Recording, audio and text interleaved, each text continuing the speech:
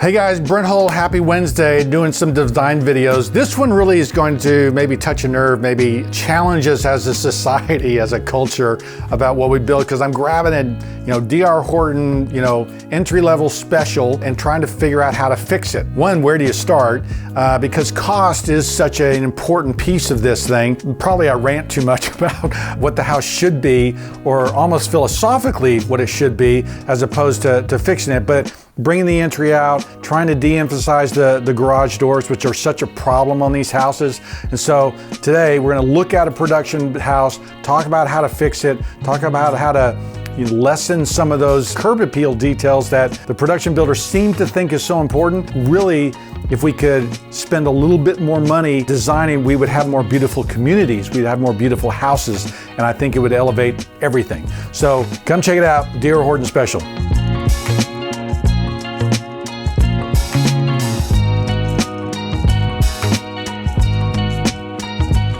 Okay, so this is a production house, right? This is a entry-level first house. How do I know? It's ugly. Essentially what happens is the reason sometimes these are called snout nose houses because the garage sits forward, which this one does. The door is actually back here. And so, we're talking about some of the other videos. What does this house want to be? I really don't know. Because they've got the, pedimented ends, or gable ends, they're kind of traditional. I think that this house probably wants to be a cottage in scale and size and everything else. The garages are really messing it up, right? And not only is there one, there's two, and they're separated.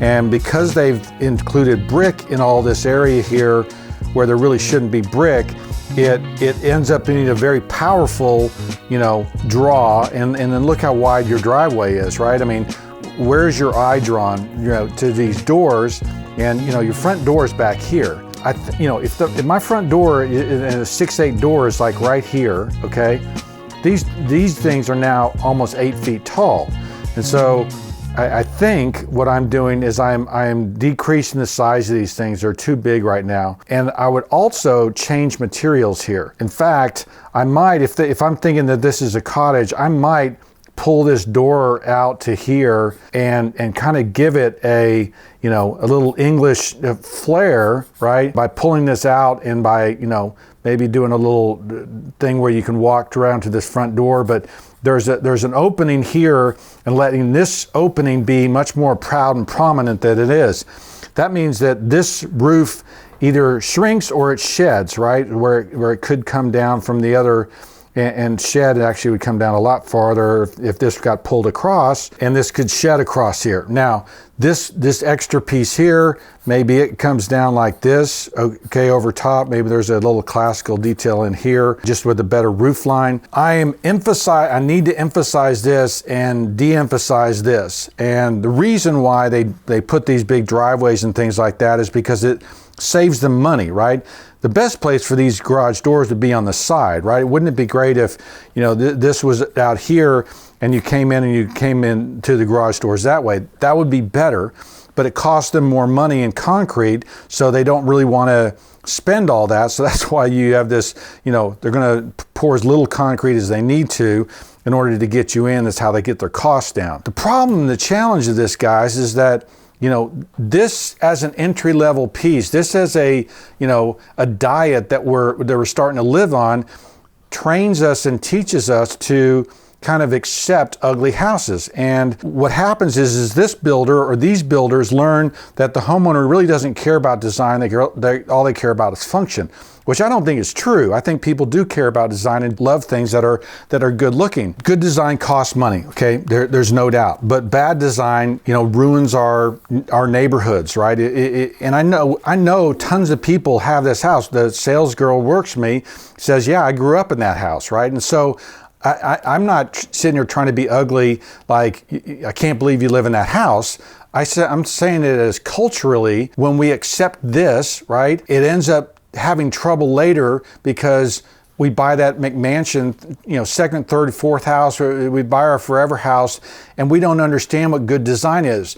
Look at it this way. If you were thinking about food, we're basically, on a diet of donuts and Doritos, right? And so we don't know how to eat healthy. And so if you look at, entry-level houses of the 1920s, and if this was that house, this would have a big peak up here. It might have a swoop down here to accept the garage.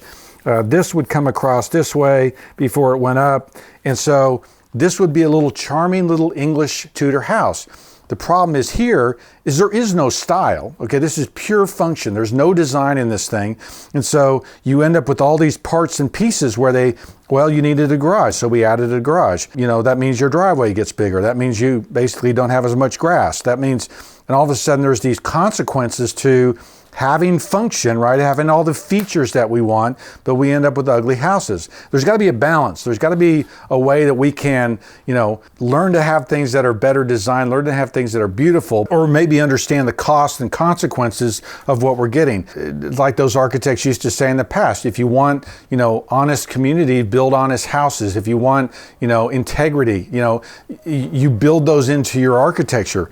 This is, Walmart. We want to have the functionality, but realize that there's consequences because the big builder says, well, everybody wants 2,000 square feet, and the only way to do it, the cheapest way possible, is the garage no longer, can go around the back. It's got to go in the front. That saves us $6,000 on this house. And so they're cutting and costing all these different places, and we end up with houses that just aren't very good looking. Okay, guys, what do you think? It really is a challenge, right? And I understand, as a business person trying to provide a product at the price point where they're going to buy it, but I also look at it, as the designer and go, gosh, this is really a hard house to fix because it's so functional, right? Those garage forwards and everything else. Can we find the balance between function and beauty? That really would be a goal. Let me know what you guys think in the comments section. I'll be answering and replying to those. Appreciate you watching. I'm Brent Hull.